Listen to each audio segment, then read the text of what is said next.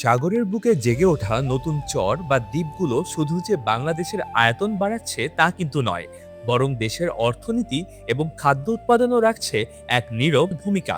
এমন এক অপার সম্ভাবনার নাম দ্বীপ জেলা ভোলা।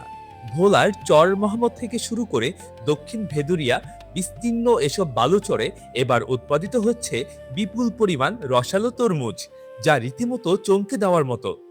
তবে ধু ধু বালুচরে এই সবুজের বিপ্লবের পেছনের গল্পটা ঠিক কেমন?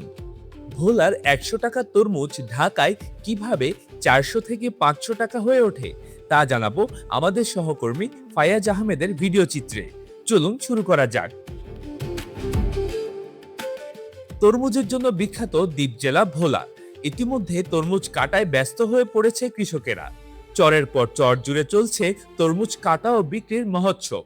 ২০২৬ সালে ভোলার মেঘনা নদী তীরবর্তী চর ও পতিত জমিতে তরমুজের বাম্পার ফলন হয়েছে।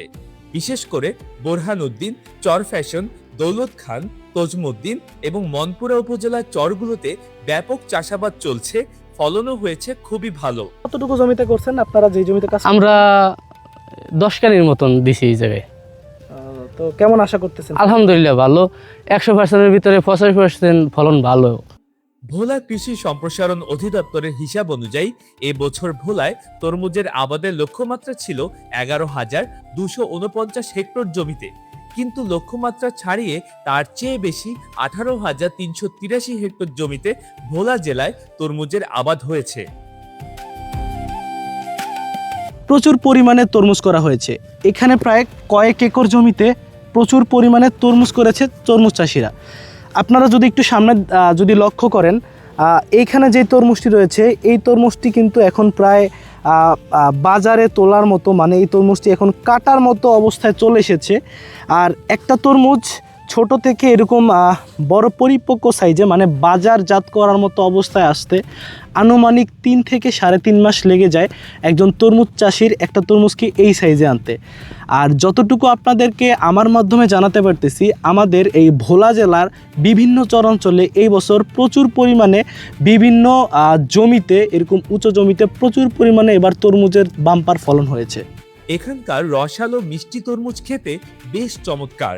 এসব তরমুজ ১-২ কেজি থেকে শুরু করে প্রায় ১৫ কেজি পর্যন্ত ওজন হয়ে থাকে। কৃষি বিভাগের পক্ষ থেকে চাষিদের সব ধরনের কারিগরি সহায়তা প্রদান অব্যাহত রয়েছে। তবে এই বিপুল পরিমাণ উৎপাদনের পরও ঢাকায় কেন দাম বাড়তি তা জানালেন পাইকাররা। পথে পথে চাঁদাবাজি, জ্বালানি সংকট, তার উপর এমনিতেই রমজানের এই সময় গরম যত বাড়ছে, ইফতারের জনপ্রিয় উপাদান হিসেবে তরমুজের চাহিদাও ততই বাড়ছে। সেই চাহিদাকে কাজে লাগিয়ে রাজধানীতে ৬০ থেকে ৭০ টাকা কেজিতে বিক্রি হচ্ছে রসালো ফল তরমুজ। অথচ ক্ষেত থেকে বিক্রি হচ্ছে পিস হিসেবে, যেগুলোর দাম গড়ে ১০০ থেকে ১৫০ টাকা। সেগুলোই রাজধানীর বাজারে কেজি হিসেবে ৪০০ থেকে ৫০০ টাকায় বিক্রি হচ্ছে। তবে বাজারে ভ্রাম্যমাণ আদালত বা ম্যাজিস্ট্রেট নিয়মিত বাজার তদারকি করছে বিধায় তরমুজের দাম কমার আশা করা যাচ্ছে। আবার দেখা হবে নতুন কোনো পর্বে। আল্লাহর রহমতে ভালো থাকুন, সুস্থ থাকুন, বায়োস্কোপের সাথেই থাকুন। আল্লাহ হাফেজ।